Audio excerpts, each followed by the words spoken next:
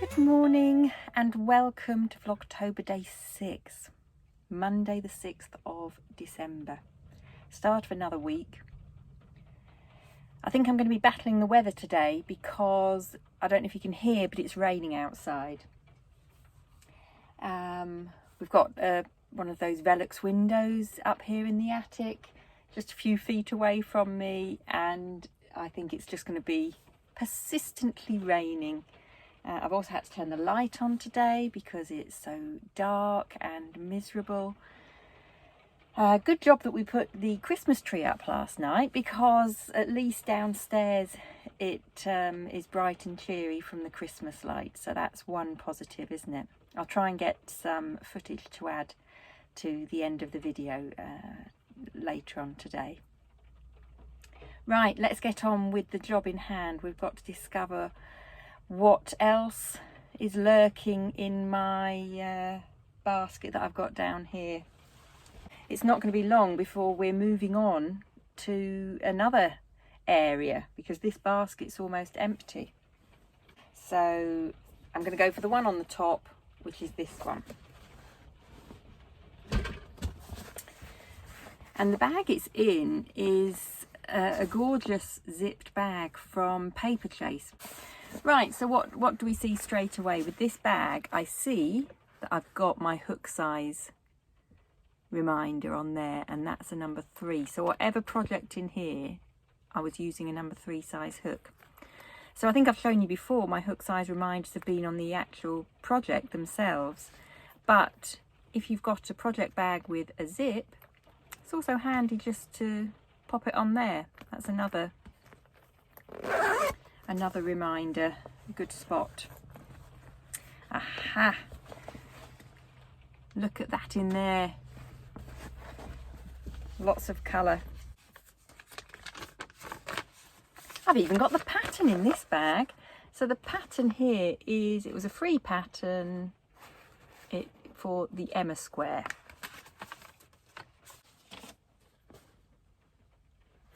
You can see I've made quite a few squares. It's a beautiful pattern. Let's see how many squares I've got. 1, 2, 3, 4, 5, 6, 14. And another one on the go, 15. Again, I've got a stitch marker in the final loop of the one that I'm working on, so it's not going to get unravelled. The chances are, had I not put that in, it would have just unravelled, but it can't because it's got that stitch marker stopping that final loop from going anywhere. So if you use your stitch markers for nothing else, do that. It's a lifesaver. So why did I start making all of these Emma squares? Just finding that ball that is attached to that square. There we go. So at the story behind this, because there's always a story behind a whip, isn't there? And that's what's great about opening these project bags. And you'll find this too. There's always a memory to whatever project you do. There's always a memory.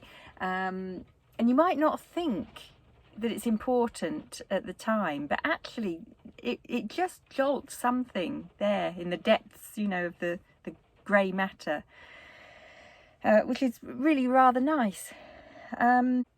As you know, I'm a great fan of the Crochet Sanctuary, and the story behind this project bag dates back to the very first Christmas one that they held, which I want to say was December 2018. And it was such a magical, I mean, it's always magical going to the Crochet Sanctuary, and I'm not going to go on about it, but it's just wonderful. And Christmas was oh so special. So we went into the Crochet Sanctuary and it was beautiful. Stunning Christmas tree, presents underneath. We'd seen Lisa and Linda, who run the Crochet Sanctuary, we'd seen posts on social media about them, how they were wrapping these gifts for the participants, and none of us twigged.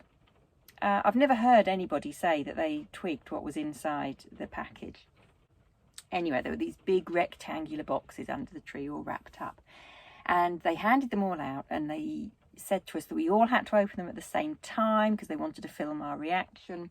And I can honestly say, and somewhere on social media there will be this footage, that when we all opened, there was this room of 20 odd women that just screamed, because none of us could believe what we were opening. Now hang on a minute and I'll go and get what the present was. Oh, back again. I've also found that cheeky little pom-pom from yesterday. Don't know how I missed putting that away. So this is what the present was, and it's still really heavy. It was the Shapier's mini. It was the Katona colour pack. How many balls were in here? Was it 96? No, 109.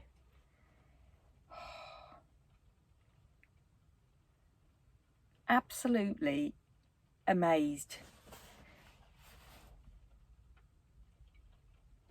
A lot of people haven't touched theirs. They've left them as they are. But I didn't want to. I was so excited I wanted to use it. Nobody used it on the actual weekend. We could have done for the projects that they had for us to do. But we all wanted to take it home. But I decided that I did want to make something with it. I wanted to make something as a reminder of that very first Crochet Sanctuary. So I had a search and I found that some people had used the colour pack to make these Emma squares, to make a blanket, which at the time I thought was fine. But the only trouble now is I'm thinking, I'm not sure. I mean, it's not going to be a snuggly blanket, and I've just come across more squares actually. Another 3. So I'm not sure really whether to carry on making a blanket. Has anybody made a blanket out of Katona cotton? If you have, I'd really like to know your thoughts on it, because I've only ever used sort of like acrylic yarn to make a blanket, so it's been quite snuggly. You know, I do like using Shapier's Colour Crafter DK, and also oh, what is it that I've been using? We've seen it this week, haven't we, or last week with the bags. Stylecraft, that's the other one, isn't it?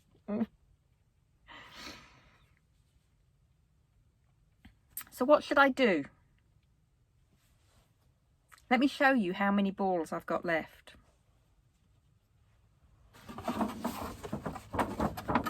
A lot. And that is 1, 2, that's 3 layers deep. That's a heck of a lot of balls. So it's obviously going to be a long-term project, which it clearly has been. I didn't start it in December 2018. It was probably the following summer, because I can remember taking this on holiday with me. It was a really handy project to take, just that zipped bag. Pattern was very straightforward, and I could just, you know, sit and do that when I had a spare 15 minutes or so. But do I carry on? That is what I don't know. Or do I just join what I have got together? And if I do, what do I do? It's very pretty.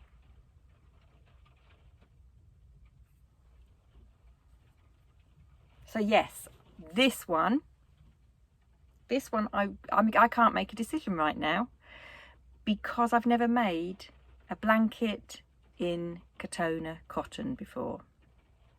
I mean, it's a beautiful cotton, really is nice. Perfect for amigurumis, but as I've already mentioned, I'm not really mad on amigurumis. These are 10-gram balls, so I have just a little bit of yarn left over from making one of these squares. It's virtually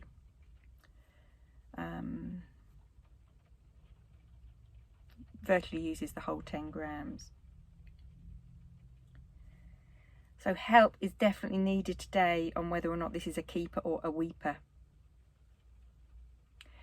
It may be that I keep what I've done so far and make something. Oh, I suppose I could do a cushion cover with what I've made so far. Maybe I might just need to make a couple more if there isn't enough with this, because I've got quite a few. In fact, there's one sat right next to me. I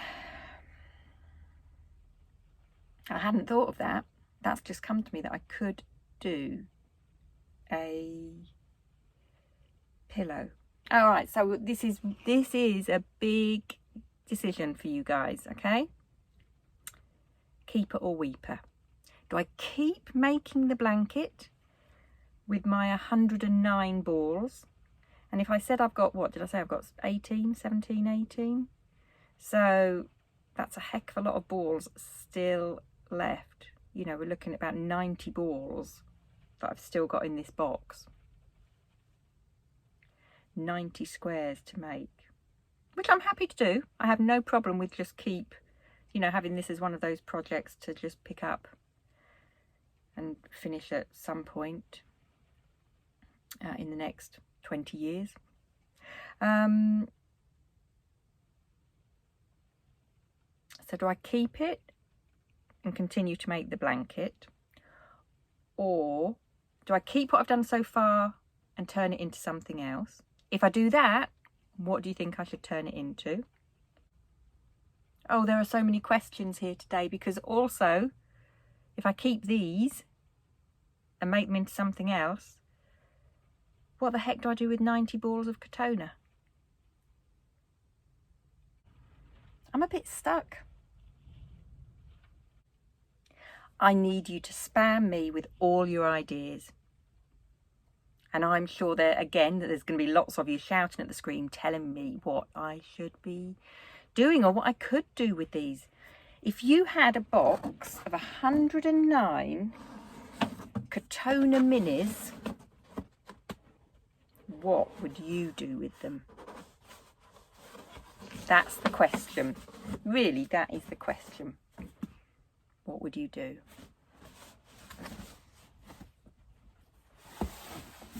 What a bundle of happiness that is. All those colours.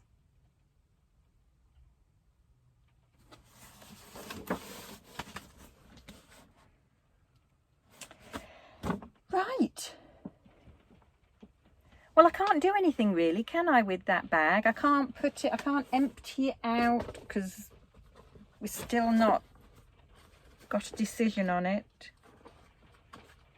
The hook's in here, which is good. And I know I've got about 6 million 3mm hooks, so I will leave the hook in here. I know I took the 4mm one out of a project bag the other day, but that was only because I'm really short on 4mm. Hang on, what's this? It's a good job that I am sorting through these bags, because for some unknown reason, there's one of my 4mm hooks in this bag. That's definitely going downstairs to the crochet hook holder. So again, and I know I keep going on about it, but thank goodness I put my hook size reminder marker on there. Otherwise I'd have had 2 hooks in this bag, a 3 and a 6, and I wouldn't have known which one. Did I just say 6? I did, didn't I? I'd have had 2 hooks in this bag a 3 and a 4, and I wouldn't have known which one I was using. So thank goodness I put that marker on. I think what I'm going to do is I'm going to wind up the leftover balls from the squares that I've already done, because it's a bit of a, I'll show you, it's a bit of a tangled mess in the bag. So I'll do that and put them in that elf project bag that we emptied out yesterday. Then I'll put that bag in the box of Katonas so that I know that they belong to that box, because of course what could happen is I could put those in my small ball jar and I wouldn't know that they were Katona. They could be anything, couldn't they? So I'd quite like to keep them all together, all the leftovers. Who knows? I might be able to make something significant with the leftovers. It's a box of dilemmas. That's what this is. And I think that will be the title of today's vlog. The one with the box of dilemmas.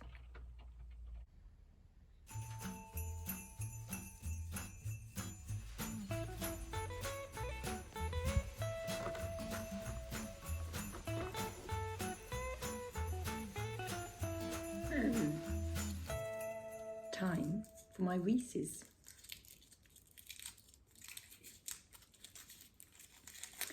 Oh, it's another milk chocolate one. I said yesterday I was going to try sucking, just letting it melt in my mouth. So I'm going to do that while I start winding those ends of balls. Ooh, look, started to ooze out already.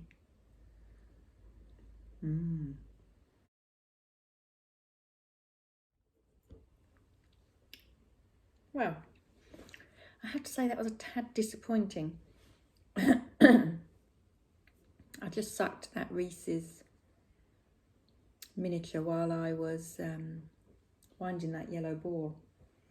I didn't enjoy that at all. It's left quite a nasty taste in my mouth. Definitely better just to eat it normally, properly. Well, you live and learn, don't you? Won't be doing that again in a hurry. Right, back to winding these balls. Let's wash that taste away with a coffee.